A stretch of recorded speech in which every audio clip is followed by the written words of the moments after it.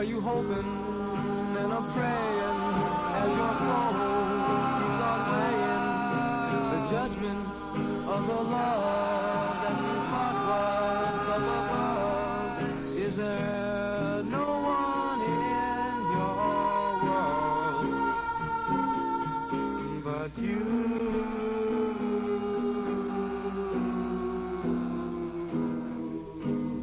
You knew it. Come on through it. You're just a finger on a hand. No, nothing's wasted or has been tasted. You're just a tiny grain of sand. Or is there no one in your world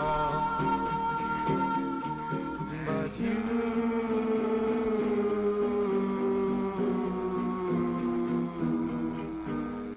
The meaning is always leaning in a timeless world of sound. Have you been listening to the music, to the sounds that been coming down? Or is there no one in your world but you?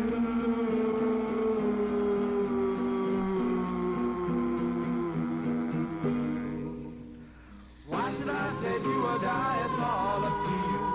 Why should I say laugh or cry? You know what to do. Why should I say anything? I just leave it up to you. Do you live in your own world?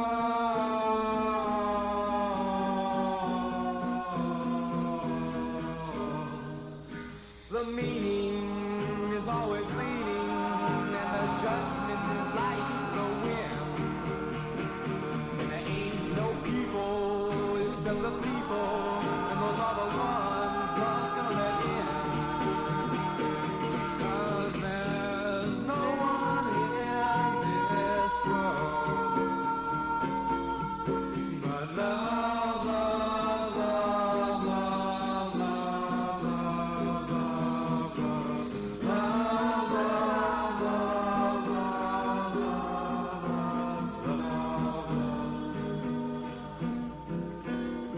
Don't go insane. That's really high.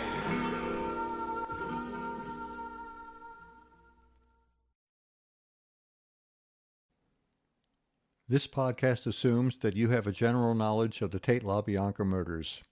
Sharon Tate Polanski, Jay Sebring, Wojciech Frykowski, Abigail Folger, and Stephen Parent were murdered on Cielo Drive in Los Angeles on August 9, 1969.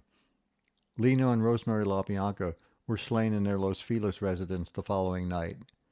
Charles Manson, Charles Watson, Susan Atkins, Patricia Quenwinkle, and Leslie Van Houten were convicted of those murders. Say hello to the Goodbye Helter Skelter podcast.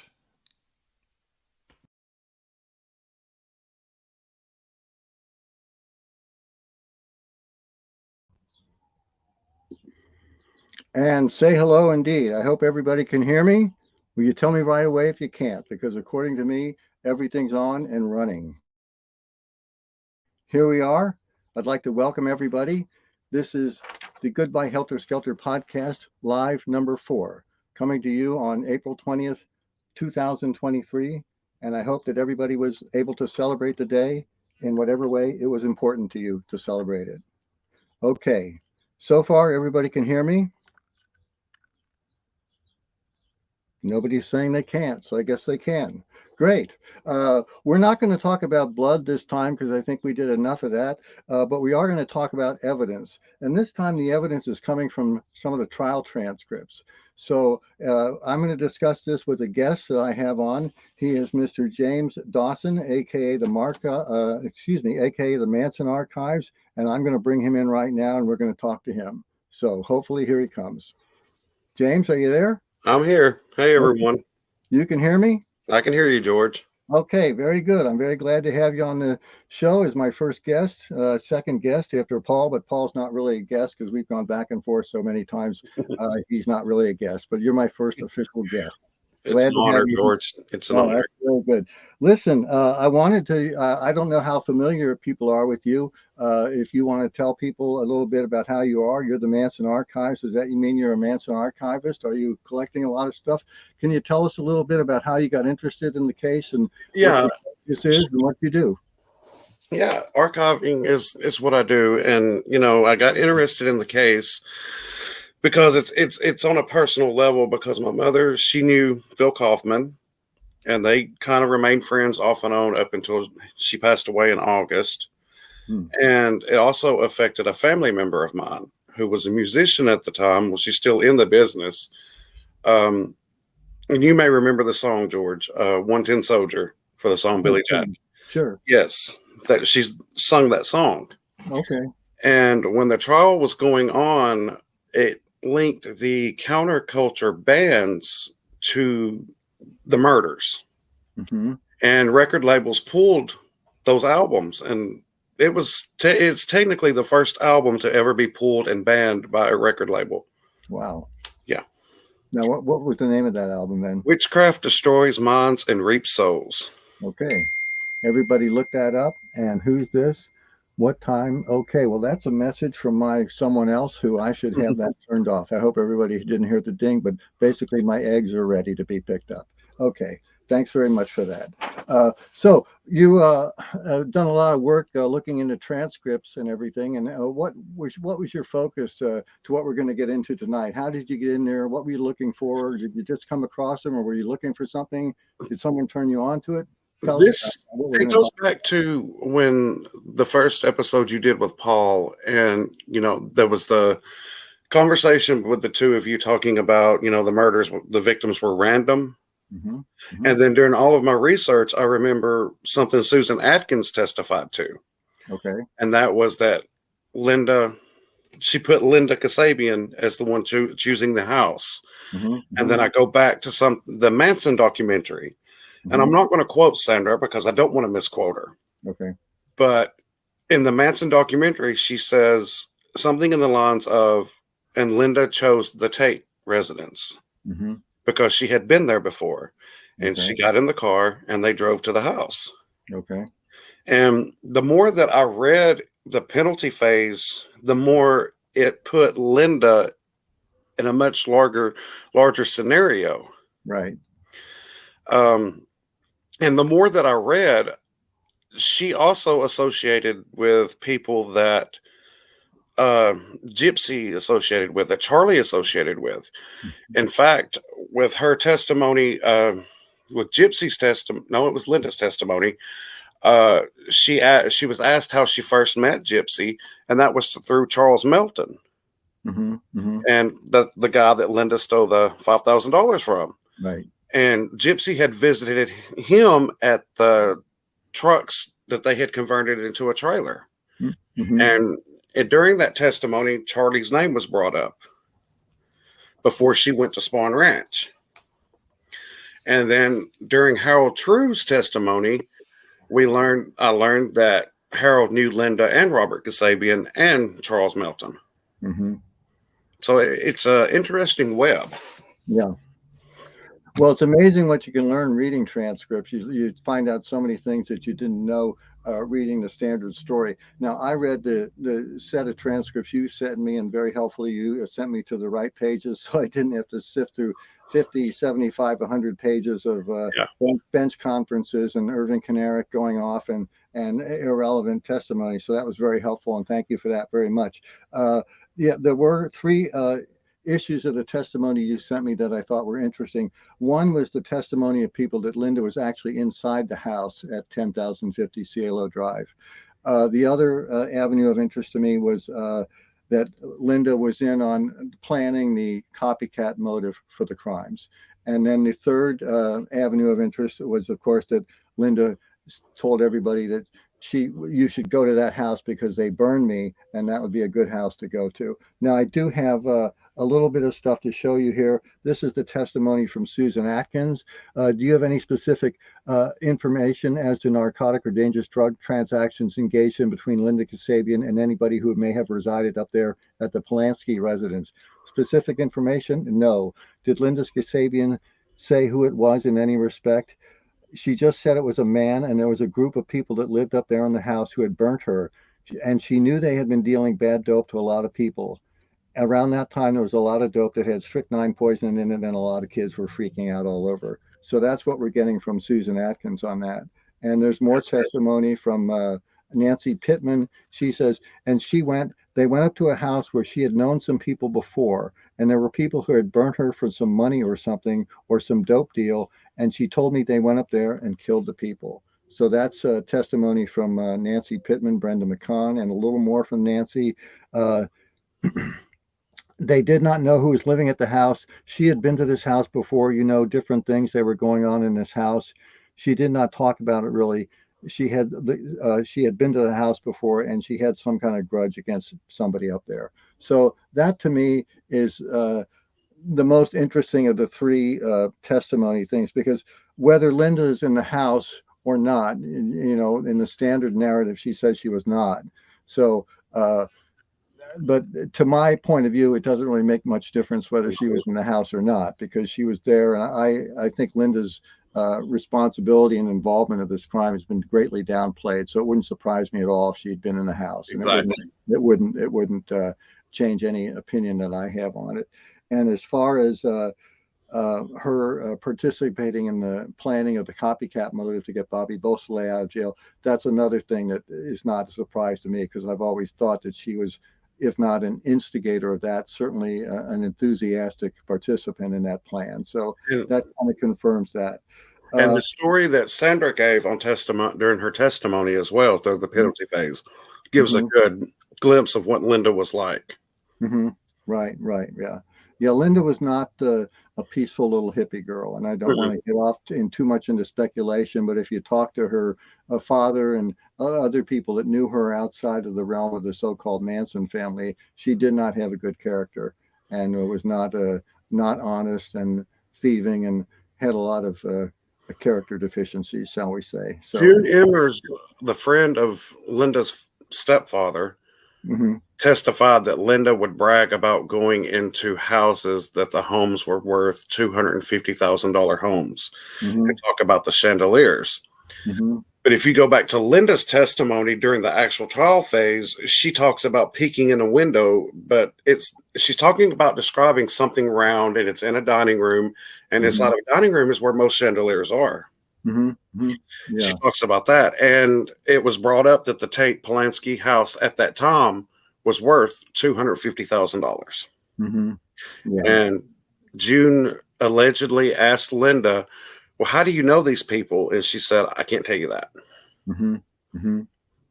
Well, that's interesting, and that's something that I want to kind of look into tonight, as far as how she would have gotten to know those people. The claims are made, as we say, generally by Susan and Brenda, and Leslie says some other things about her being in the house, which, like I say, doesn't really. No, it really doesn't. That's not a surprise. And also, Pat Krenwinkel saying that she was in the house is not a surprise either. I think there was some article on the MF blog about some of her testimony about some of the things she said she saw she couldn't have seen unless she was in the house. But we don't want to pursue that too carefully, too closely, because it doesn't matter.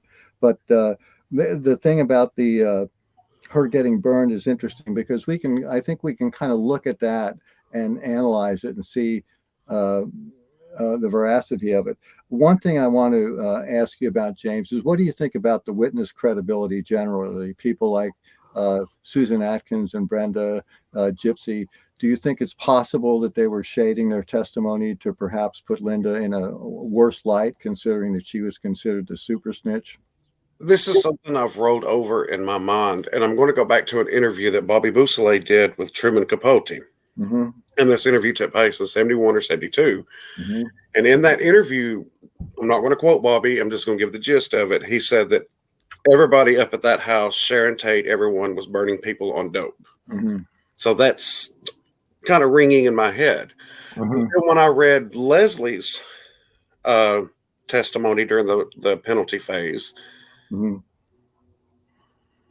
it was interesting, because Gypsy testified, that Linda come up and she didn't say the Tate residence. She's like, hey, do you want to go kill somebody? Mm-hmm. And then when I read Leslie is confirming what Gypsy testified to. So that's stuck in my head, but I don't, and this is something I've rolled over logically. Susan, for example. Susan was a very petite girl.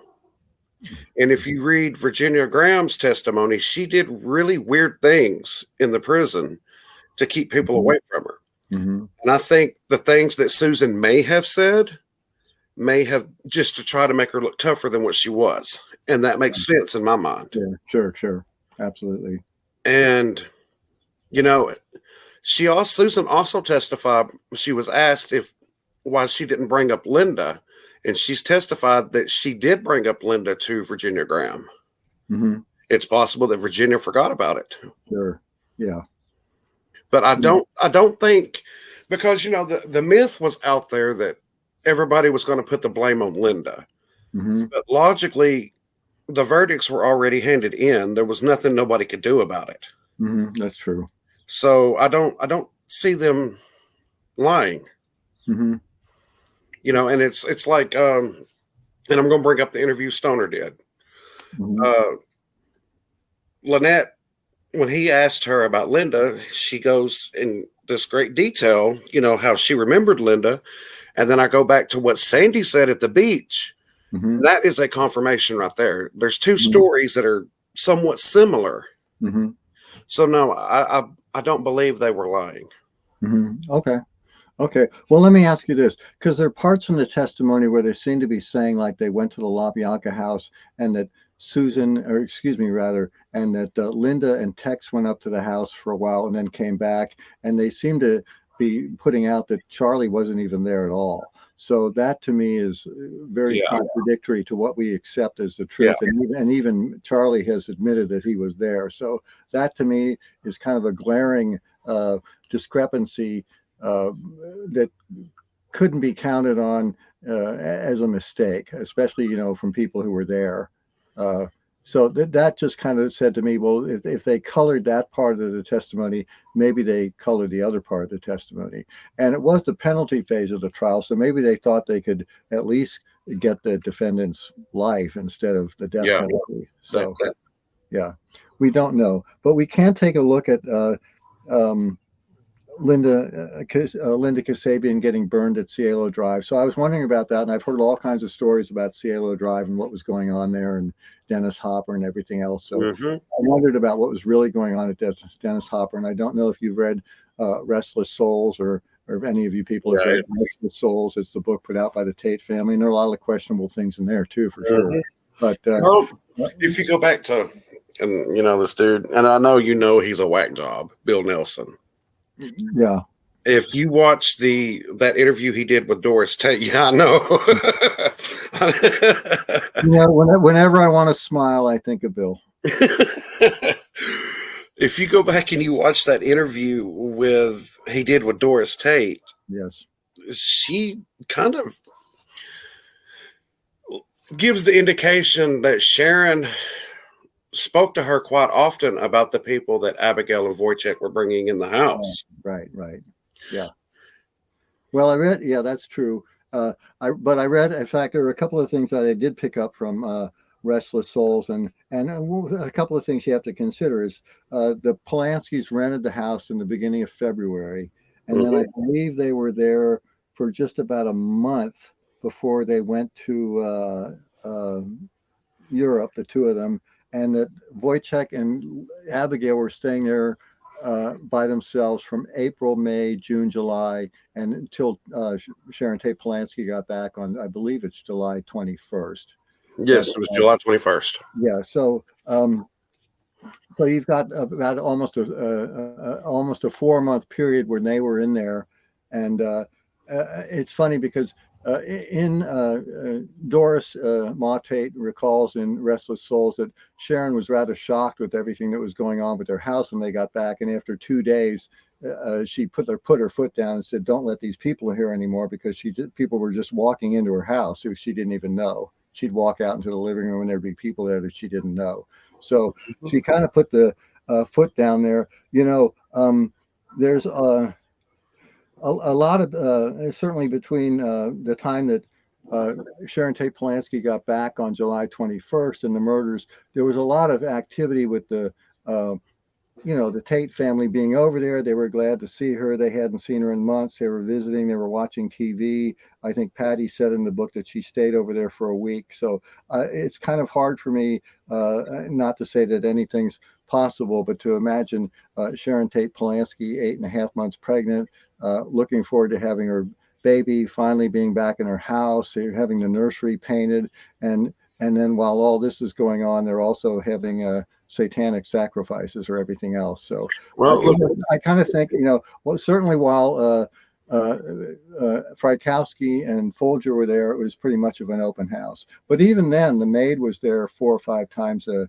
day, a week rather. She testified. So there were people present on the property. So I don't know how much of these rumors we hear are true. I'm sure, I get the impression that Frykowski was the weak link in all of this. He's kind of a layabout boy, and he doesn't do anything, and he enjoys drugs and would like to get an easy way to make money because he's not making any money writing and directing. He'd like to do something because he's experiencing a lifestyle he enjoys. Why not?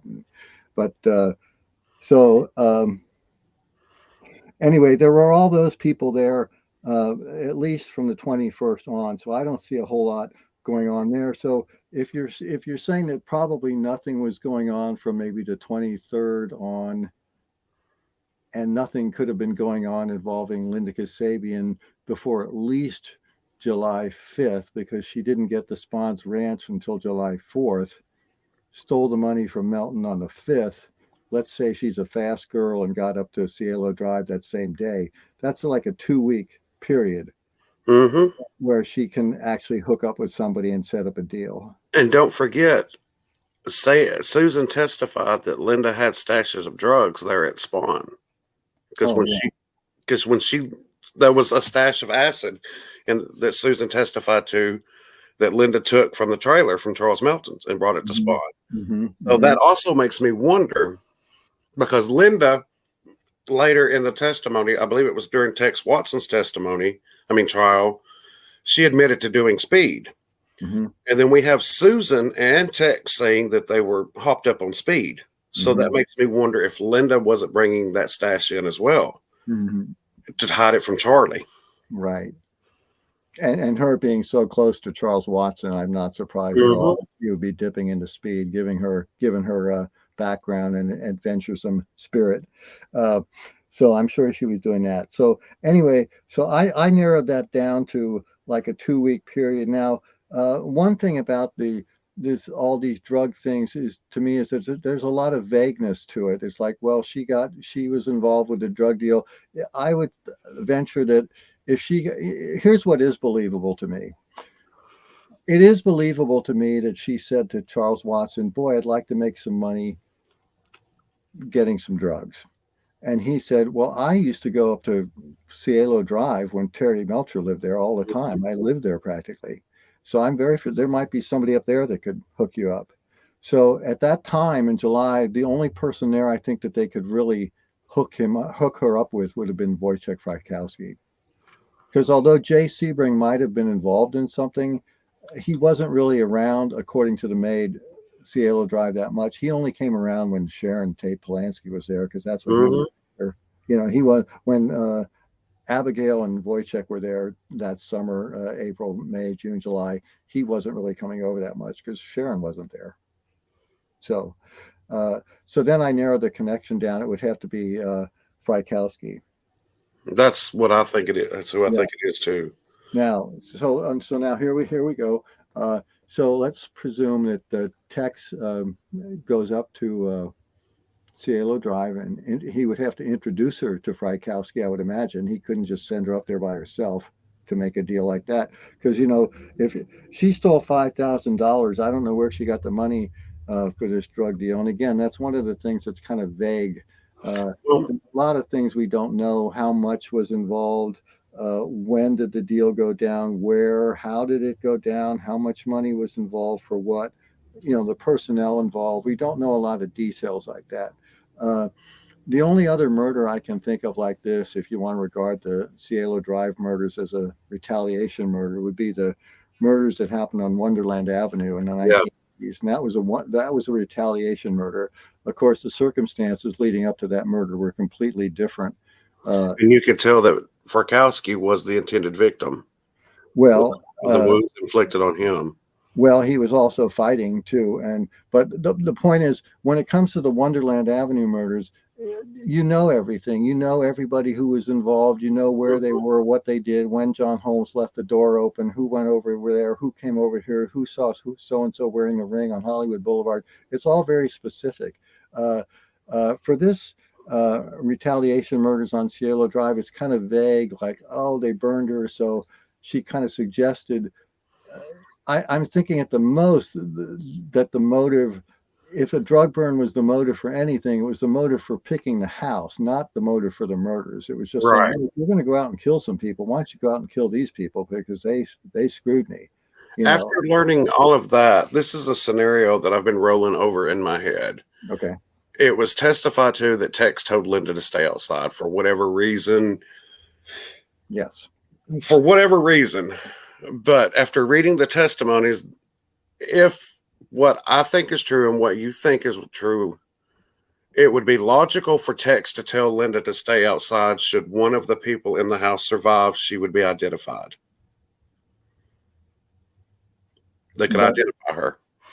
Yeah, but wouldn't they also be able to identify Charles Watson, since he would have had to introduce her to him? Well, I don't think Sharon would have been able to, and I don't think Jay would have. It would have to have been Farkowski. No, it had. I'm leaving Sharon. Sharon's out of this. Poor, pitiful, innocent Sharon. Yeah. I'm going to give her a pass, and Jay's just sniffing around for her, so I'm giving him a pass. It would have to be. Despite his cocaine, everybody in Hollywood's doing drugs. That's no surprise that he's doing cocaine. It doesn't mean he has anything to do with anything Frykowski's doing. But so it would definitely have to be Frykowski would be the link. So that's correct me if I'm wrong. Okay. I've only read Helter Skelter twice. Oh. I've only read it twice this year. I've only read it twice. But was it part of Farkowski's words? What are you doing here? Yes. And that's not something you say to someone that you don't know in the house, logically. That's what I'm going to get to next. I got ahead of you, George. Yeah. And that's okay. I'm glad. All the help. The more you can carry, the less I have to. But I did want to say that. So if we're assuming that Tex knew Frykowski well enough to introduce Frykowski to Linda Kasabian, that Frykowski would know him. And the earliest record we have of what happened in the house is the December 6th grand jury testimony of Susan Atkins. And she says that when they went in the house, Frykowski woke up, and basically everybody said this. They said, "Who are you? What do you want? And what are you doing here?" And I can see where later somebody could twist that, but I don't see in the earliest recollection of the testimony when Susan wouldn't have had time to get her story straight with Linda Kasabian, who was long gone, and Charles Watson, who was long gone. And to me, it's like, if I had, I don't know where she's supposed to have gotten the money for this deal. She did get $5,000 from Charles Melton, and I did look that up. Ever given back? What? Pardon me? And we don't know if it was ever given back. I don't think it was given back. I think they came out to the ranch wanting it, and Charlie ran them off, and that was another reason that Linda Kasabian owed Charlie a favor when he said, "Go take care of it." So, I looked that up today. $5,000. I wouldn't sneeze at today, but in today's money, it's almost worth $40,000. So that's quite a bit of money. A lot of bread. You've got to, you look at some of these figures back then, and Bobby Beausoleil owed the Straight Satans $1,000. It's like, why didn't you just call your mom and get $1,000? Because $1,000 back then was like $8,000. Different. So we're talking about $48,000. Now, I didn't have time to look up today all of the vehicles that were seized during the August 16th raid at Spahn's Ranch. But if I'm not mistaken, there were two 1969 Volkswagen Bugs seized in that. Now that would eat up $5,000 because in 1969 a brand new Volkswagen Bug cost about $2,600. So if they took the $5,000 and gave it to, quote, the family or Charles Manson, and they bought dune buggies with it, that would explain where that money went to. Otherwise, I guess you would have some left over to go make an MDA deal with Wojciech Frykowski. But let's assume that she took the whole amount, okay? And so she got burned for $40,000. If I had burned somebody for $40,000 and they suddenly showed up in my house with a gun and a knife, I don't think my reaction would be, who are you? What are you doing here? I think my reaction would be more like, oh God, didn't you get my call? Yeah. The guy didn't come through. I've been trying to get in touch with you. I'm wondering how, this is another reason this story about the drug burn is so vague. When did you come to the realization, Linda, that you had been burned? It's not unusual to make I hate to use terms like drug deal because it sounds so stupid, but Yeah. A business investment and not in the underworld and not hear from somebody for a few days. Right. I'll call you. Oh, he didn't call me. You don't automatically assume he ripped you off. A lot of things could have happened. So we don't know the timeline. When did they give him the money? When did they not get the drugs? When did they try to find out why they didn't get the drugs? How many times did they go back and forth or try to go back and forth before they finally realized, hey, they're not going to give me my drugs? Another thing It takes a few days, I think. Another thing that sticks in my mind is what June Emmers testified to, that when she asked Linda about how she knew those people, she said she couldn't tell her on this. June testified to that because Linda stayed with June and her stepfather after the trial in Florida, and then Linda joined another commune down there where she got into speed. More. Yeah. More. Yeah. Well, maybe she didn't want to rat out Charles Watson because I'm of the firm belief that Charles Watson and Linda Kasabian had a very special relationship due to their fantastic sexual encounter that first night, and that even today Charles Watson is being a gentleman and keeping his mouth shut. Well, if you think about it, nobody really snitched on anybody. Yeah. And you take Cappy, for example. Before Cappy passed away, she said that, she knew Linda was involved. She won't say she would never say how much she was involved, but she was definitely involved. Well, involved with the murders, that's for sure. Definitely. Yeah. And, Cappy, and I take Cappy for her word, because Cappy testified that she was willing to kill for a brother to get a brother out of jail. Well, they all were. Yeah. I mean, that was Manson had already shown them. They thought Crow was dead. That he had led the way and led by example, not intentionally, but just the way things happened. And another thing too is something that Dennis Hopper had said, if you happen to remember, about the party that took place 3 to 5 days before the murders. Yes, I do. Okay. Another thing that was rolling over in my mind is, what if that scenario happened to Linda, where she was burned? Here's the thing about Dennis Hopper. I just read that recently, and I thought, Dennis Hopper, okay, I forget what publication that was quoted in, but it wasn't the LA Times, I don't think. It was an underground paper. Not that that's a, reputable publication anyway, but it was some other paper. And what I read was something like 3 days before that, they had 25 people over there to watch a whipping and film it. And he says, and the police told me this. And I thought, why would the police tell Dennis Hopper that? A, and B, if the police told Dennis Hopper that, why wouldn't they tell anybody else that? Why wouldn't it appear in any of their police reports? I think, honestly, that whole Dennis Hopper story is a bunch of shit. Well, whether he even said it, I don't even know that. But why would the LAPD, he says, the police told me this. Dennis, let me tell you what happened. Why would they tell him that?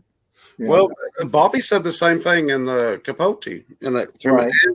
And Tom O'Neill I'm not going to go into that one, but he did have documents from Bugliosi where Vince admitted those tapes existed, and the police put them back. And if I'm not mistaken, that is mentioned in Helter Skelter.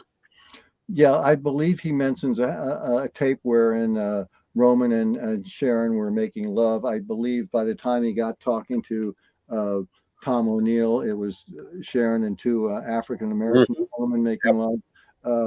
And that he said he put the tape back, but that he wasn't, and didn't O'Neill say, but he wasn't even on the case then, so he couldn't have told them to put the tape back. And who knows? Exactly.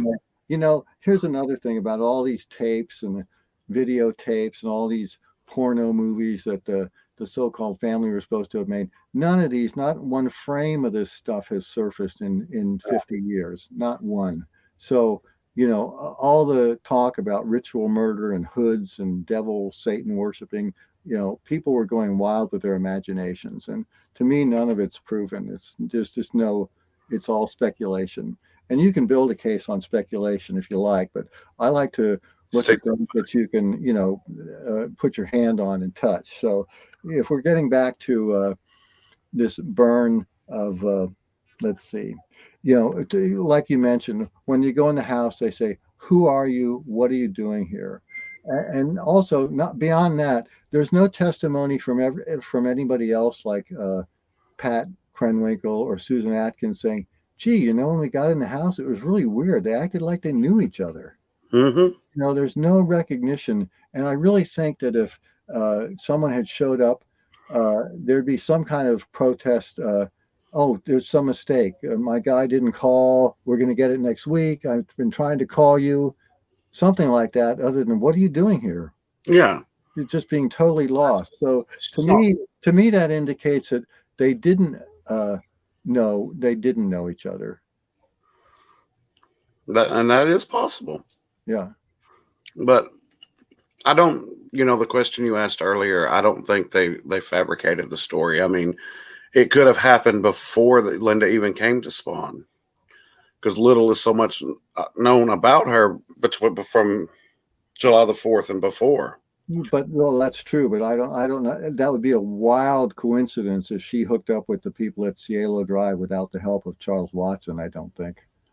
I mean, well, if the victims were random, Tex wouldn't have known anybody at the residence after Terry Melcher moved out. Pardon me? If the victims were random, Tex wouldn't have known any of the victims after Melcher moved out. Right, and I don't think he did, because I think if he'd known, I mean, I'm sure he didn't know. The only thing that I think Tex knew was the outline. Didn't parent, but go ahead. The only thing that I believe Tex knew was the outline of the house. That's it. Well, then we don't have a connection between Linda Kasabian and anybody in the house. But Linda did claim to have actor friends. Yeah. Well, she knew that fellow in Venice. Yeah. Yeah. But again, a claim to have actor friends doesn't mean that it would be the one actress who was in that house, and barely that. Right. I just don't see it between the vagueness of the story, the lack of detail, and the fact that from every testimony we have, the victims acted like they didn't have any idea who the killers were. And I honestly think if my life were threatened, boy, I'd be making sure, I'd be apologizing like crazy and trying to I will get your stuff tomorrow, I swear to God.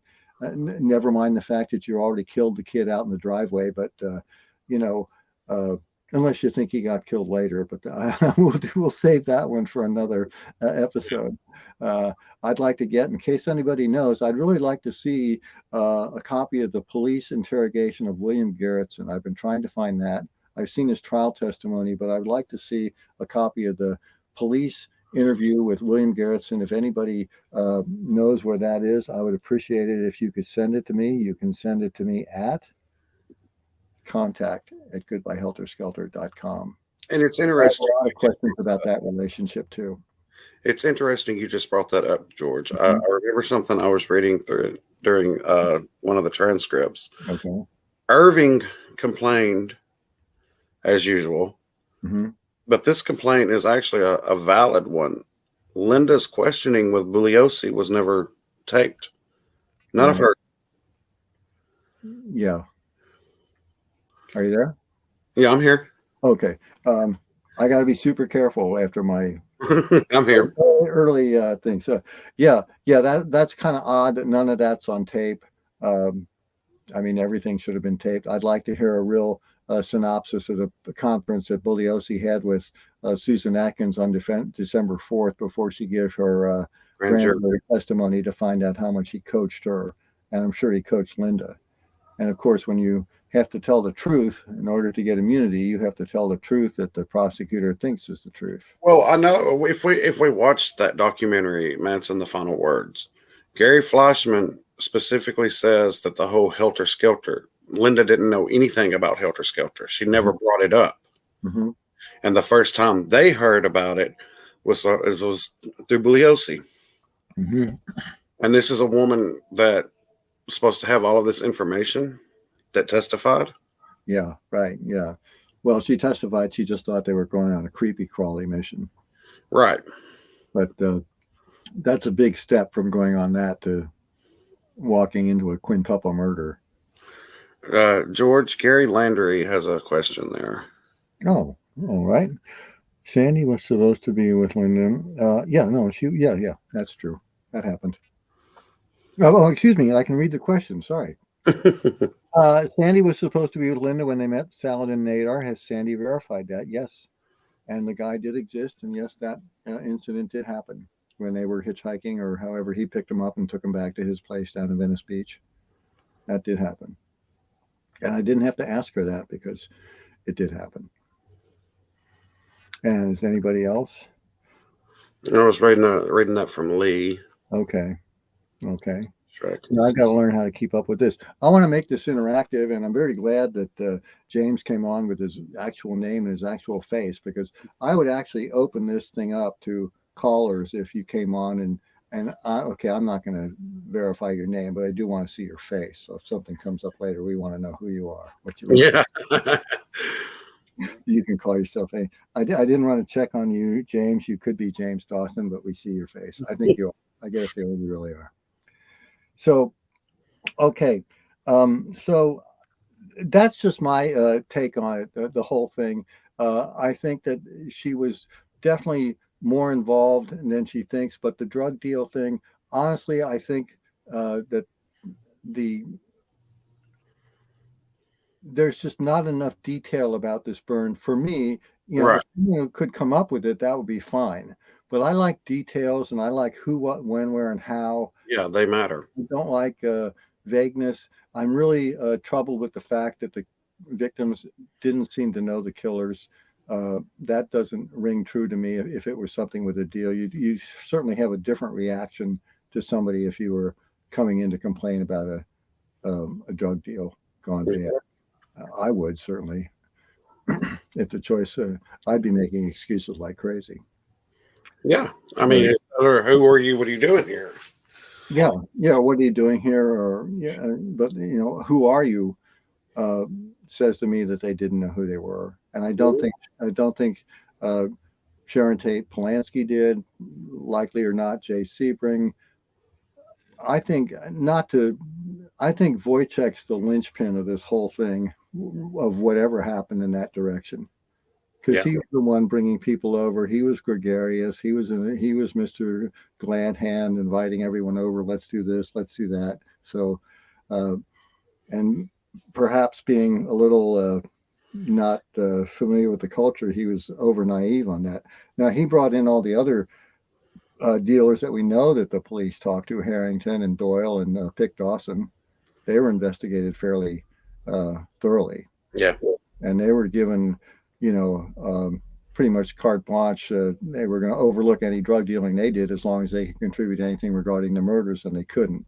And they were cleared. So this is, again, I'd like to know, if anyone can tell me, I'll put this out there, regarding the drug deal. What was it for? MDA? How much? And any more specifics you can give me on it, because it's just too vague. Yeah.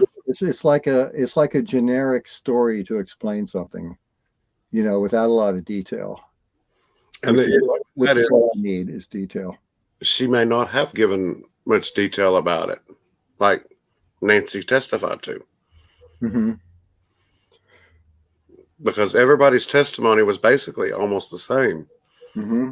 That Linda had been burned on drugs and she chose the residence. Mm-hmm. And that could have been something Sandy even heard too, because she repeated that, Linda had been there before. Yeah, I'm gonna have to listen to that part of the Manson documentary again. I have it. Yeah. Okay. Well, I've got it too. I just haven't listened to it. Yeah. But I don't know if she said Linda had been there before or texted. But again, I don't know. Sandy says that Linda chose the Tate house. She had been there before. They got in the car and they drove. Mm-hmm. Okay. Well. Yeah, and Sandy also said that Charles Watson and Linda frequently left the ranch together and went God knows where, so they certainly could have gone out there to do it. Mm-hmm. They were tired. Even if I'm not mistaken, and I'm not going to quote Lynette, but she testified that they did leave sometimes, but she didn't know where they were going. Yeah, no. Interesting point about parent described as a sadistic. Yeah. It's funny when you look at all the police reports, how the victims were all kind of given the most negative twists that they could have. Jay Sebring liked to tie up girls. Stephen Parent was a thief and had homosexual tendencies. Wojciech Frykowski was a drug addict. Abigail Folger was going to see a shrink every day. Lino was thousands of dollars in debt. And what's really funny to me is that when you look at the police report, not to get too far afield on the LaBiancas, is that all the suspects were either members of the family, friends of members of the family, or the people next door.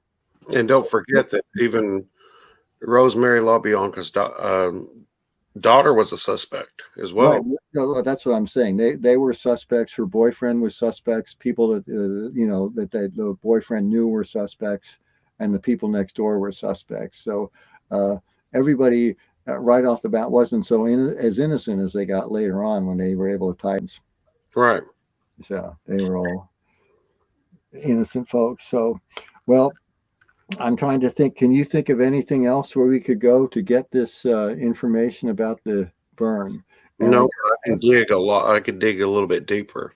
Okay. Why don't we do that? And also, I'm thinking if anyone else out there has anything, suggestions or ideas, I'd sure like to hear them. Why did the victims act like they didn't know the killers? Now, one thing I could say is, if Linda went there but Linda I don't see how Linda could have gotten there by herself, because if she went there by herself and hooked up with Frykowski, then he wouldn't have recognized Charles Watson. Right. I think that Watson would have had to have been the link between Cielo Drive and anybody, since he was familiar with it. I just don't buy the story.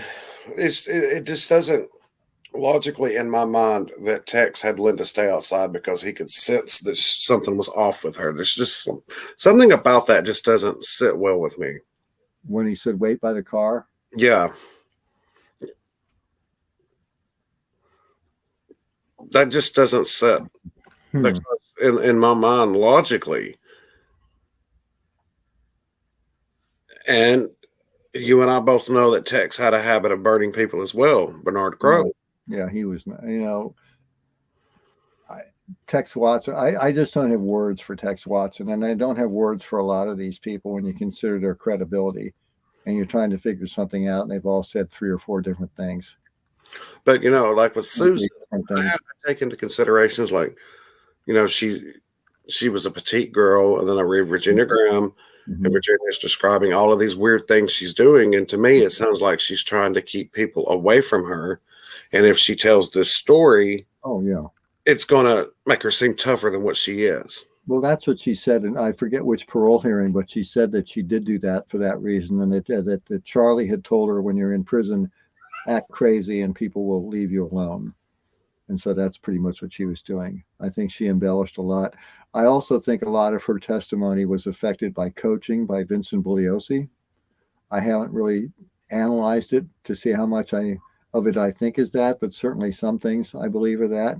There had to be some truth to it also in order for him to grant the immunity to seek the death penalty. Mm-hmm. There had to be a little bit of truth to that. Yeah. Because if we think about it logically, hers is the first-hand account that we ever got. Right. And even in that testimony, it's clear that she didn't have it in her to kill Sharon. Mm-hmm. But I also, when I go back to something, what Sandy said, and then I go to what Lynette testified to, and then I hear what Lynette said about Linda in the interview with Stoner, that she always used the word pigs, and Sandy testified to that. Mm-hmm. That was part of the thing that turned her off of the San Francisco thing, because of the use of the word. They didn't call anybody pigs. Right. So if this is true, and what Susan testified to, that she and Linda were tight, as she said, and even Leslie testified to that, it would make sense that possibly Sadie took credit for writing pig on the door when it could have been Linda. Yeah. Well, that's a new avenue of way to go. Sure, definitely. And if you read some of Linda's testimony, she's asked, and Paul, I don't think I got this one to you, but I will. She's asked if she thought she's asked to tell the difference between a pig and a piggy. Mm-hmm. She gives the description, and she said, and the question is asked, do you think people are pigs anymore? She said, I don't anymore. No. So what's the difference? Is a pig a cop and a piggy a rich person? Yes. Okay. Yeah. Okay. So that's a clear indication there in my mind. Mm-hmm. Okay. Let's see. Looking here with comments, it seems like the instigator, not Charlie, and of course Sadie. Yes. We're getting pretty much into agreement here on a lot of things, and a lot of things we can agree on that we don't know about, which is important too. Yeah. Because as I said, these are the thoughts I have about this.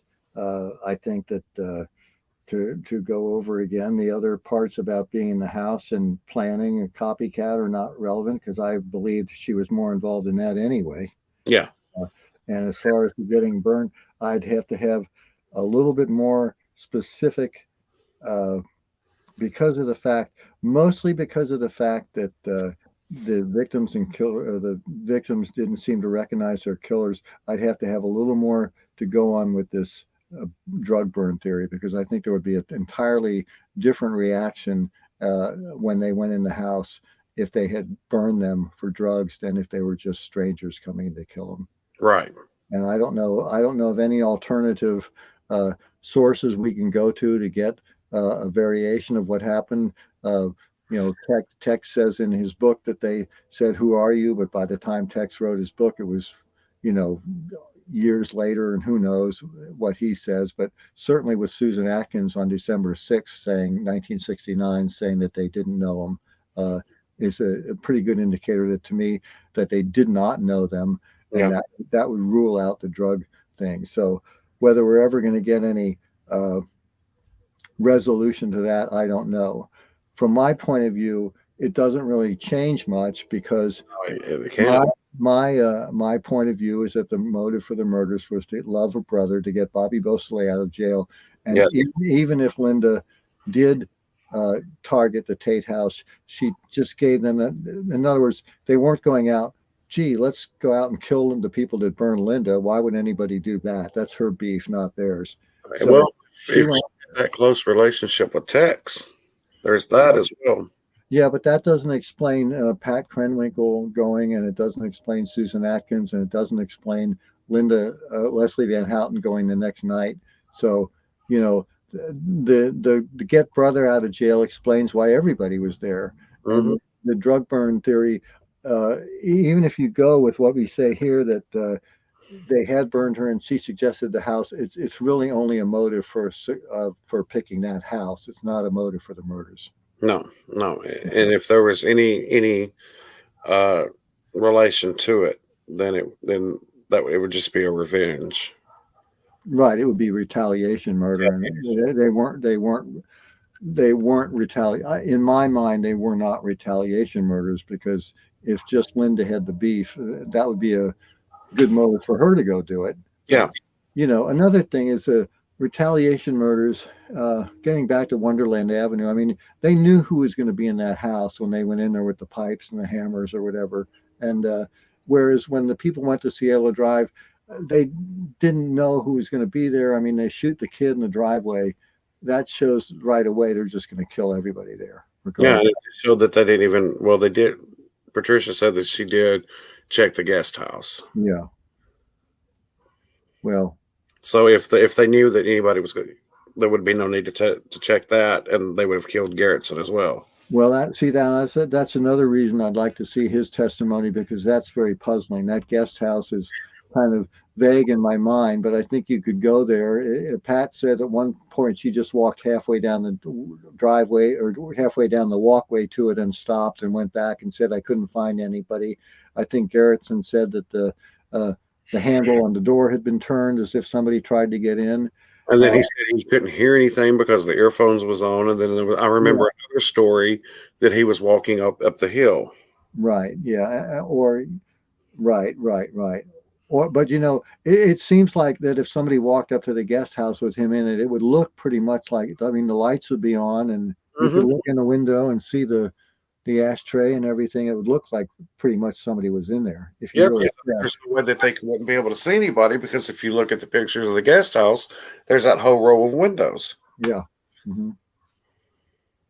Well, I'll tell you, I would have been out of there and hiding in the bushes like crazy if I were him. Yeah. I mean, it doesn't take much to hide, Once you get out and get in the scrub, you're gone. But boy, that's really something to miss that. So again, if anybody can send me that the police interrogation with William Garrettson, I'd really like to see it. I have some questions, not just about that, but about Stephen Parent and what he was doing there and why he was there and how he was there. That's all very interesting to me. It's not interesting to me so much as why the murders happened.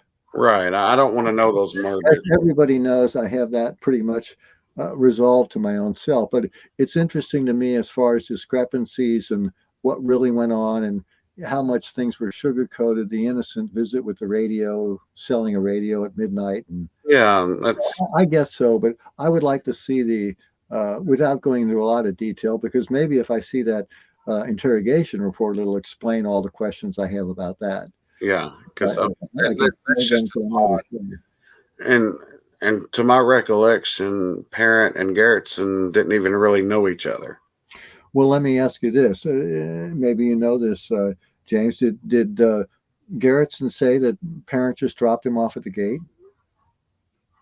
Remember he said he hitchhiked and gave him a ride back there earlier? Yeah, that is true, George. Yes. Did he say he just dropped him off at the gate? Yes, that is true. And then there was that thing where he came, the selling of the radio, the clock radio, the night of the murders, and that just doesn't sound.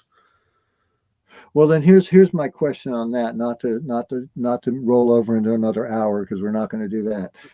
But my question about that is, if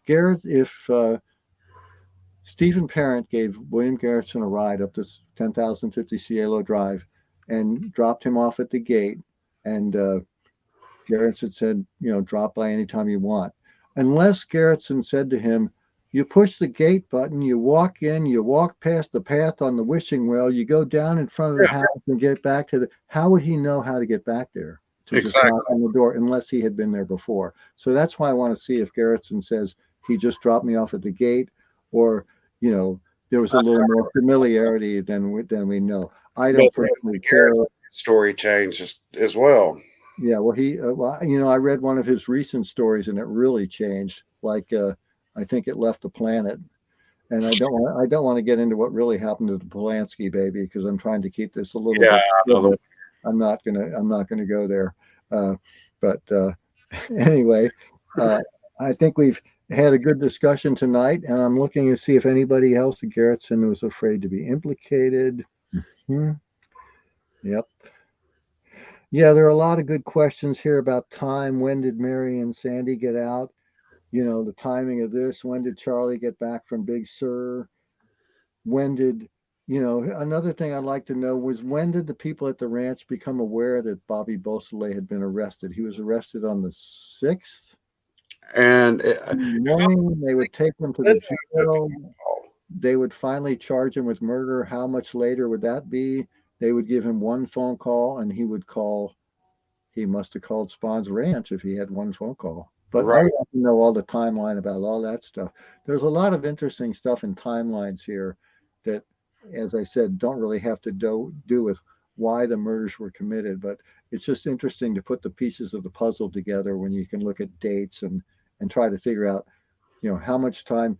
These things were moving fast. It's very Yes. telling to me that Bobby Beausoleil got arrested on the 6th and that the murders happened on the night of the 8th and the 9th, just 2 days later. That's an incredible. That's extremely fast. Yeah, yeah. So, I mean, I think that's a pretty good example of a catalyst leading to something else and one thing leading to another. So, Mhm. but we'll get back. So, is there anything you'd like to add, James, to what we've talked about tonight? Or any other insights? I mean, yeah, we've got a lot of loose ends still, but I hope we Ted said that Bobby called that Friday afternoon. Pardon me? Ted Okay. said that Bobby called that Friday afternoon. Okay. Wow. That would have to have been Okay. right after he was arrested after driving the car. Well, he was arrested on the 6th, which would have been Wednesday. I will look into that, Ted. We'll try to do that. How much was Sandy and Mary's bail to get out of jail? Well, they let Sandy out the next day. Okay. Yep. Uh-oh. Now we're getting far out there. Okay. Yeah. Okay. Yeah. Well, this case does go on forever. It's like an onion that you peel and only gets bigger when you peel it. Peel off a layer and it gets bigger. And there's just more and more and more to discuss. And I hope we can discuss a lot of it here on the Goodbye Helter Skelter podcast. And as I said, I'm very glad that James cooperated to be on tonight as my guest. I've got some other people I'm talking to and have been going to talk to. And if any of you out there watching have anything you'd like to contribute, I'd love to hear from you.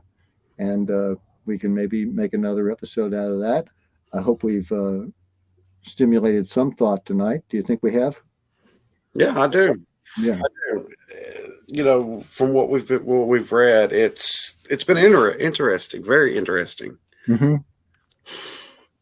Yeah, I think I've said it a million times, but trial transcripts are amazingly interesting to me. Once you wade through all the technical testimony of the cops and everything, you learn a whole lot. I learned so much reading Ruby Pearl's testimony during the Shea Hinman trials, Frank Retz's testimony about Shorty Shea. Just amazing things. I can't emphasize enough. Of course, some of my favorite transcripts are those of Bernard Crowe during the penalty phase. That's a great series of stuff. I want to get my hands on Cappy's, but it's not available. Mm-hmm. There are some volumes. Are you getting these off of scalerdrive.com, that wonderful source of everything I can't say enough good things about? Yes. Yeah. Yeah, there's some volumes there that are missing that I'd like to know about. Maybe I can get back in touch with you about. Maybe we can find some other sources for some of those. Paul said that my two brains work. We're reading all that. Paul said that Bob said that there was a lot of them that wasn't available, like Kat, because she testified at the very end of the trial. Mm-hmm. Mm-hmm. But I'm interested in what she has to say because, she was definitely willing, as were others. But I'm just curious if there's anything in her testimony about Linda and the Tate residence. Cappy. Yeah. Yep. Cappy wasn't a snitch, so no, sir. She certainly was not.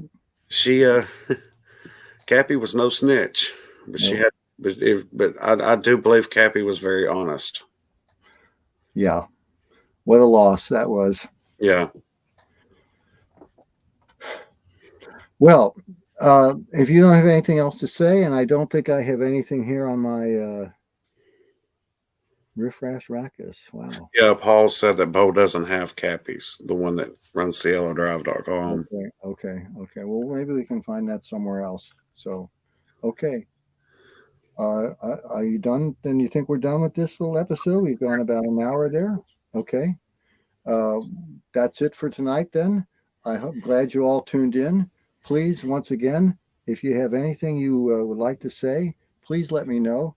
The more I hear from, the more we can talk about this. And the more we can talk about this, as I've said, we're trying to weed out things that we know didn't happen. And if we know things that didn't happen, maybe we can figure out things that did happen. So I think we've done a little bit of that tonight. We've raised some issues with why the victims and killers didn't know each other. That's a big issue for me. And again, I would like some more details about this drug deal. Sure. It's just a little too vague. But other than that, I think we've covered everything we can do tonight. James, I really want to thank you for coming on and being such an enthusiastic guest. And I especially want to thank you for giving me all the background information. You saved me a ton of work, because at first I was just going through those transcripts going, God. George, I said and read everyone. They're either fascinating or, my God. You know, I can't believe how quick their minds work. You know, objection sustained, overruled, irrelevant, sustained. You know, are they just making it up, or are their brains actually working that quickly? I don't know. I do have one thing to add. Yes. The real circus was from the prosecution. Oh, yeah. My mind was blown to find out Stephen K. destroyed a subpoena for Linda to testify. Mm-hmm. Yeah. Well, there was all kinds of crazy stuff going on with the prosecution. And of course, they were at odds with each other, too, and hated each other and had rivalries going on just as intense as anything else. So that was a big mess, a mess all around. The defense lawyers, what a cast of characters. Really unbelievable. Really. And George, you know, you can reach out anytime and discuss this more. Sure. Well, look into some things. I've given you some things to think about, and you've given me some things to think about, and maybe we can look up something, and we'll hear from somebody else. And I'll go over these comments over here on the YouTube chat and maybe get something out of there. And we'll get together again soon, folks. I'm very glad you all tuned in tonight. I hope you enjoyed the show. I hope you could hear everything. I hope it was technically done all right. So, and Cinnamon didn't pop in for a visit. No, Cinnamon didn't. And there was a horse on that property too, which I couldn't get in. That was a friend's property. He has a couple chickens. Although I did get a ding during this podcast that my eggs are ready from some other chickens. Chickens, but okay, very good. Okay, that's it for tonight, folks. Thanks for coming in. Happy April 20th to everybody, and we'll talk to you next time here on the Goodbye Helter Skelter podcast, now live. Goodbye. This has been the Goodbye Helter Skelter podcast, the podcast dedicated to the truth about the Tate-LaBianca murders, Charles Manson, and more. The views expressed on this program are solely those of the individual speakers, and they do not necessarily represent the thoughts, ideas, or opinions of any other persons, either living or dead. Visit our companion website at www.goodbyehelterskelter.com. There you can find more information about this podcast. Also, check out the Goodbye Helter Skelter Facebook page for information on upcoming programs. And let us know what you think by way of contact@goodbyehelterskelter.com. We will address any comments, questions, or concerns on future installments of the Goodbye Helter Skelter podcast.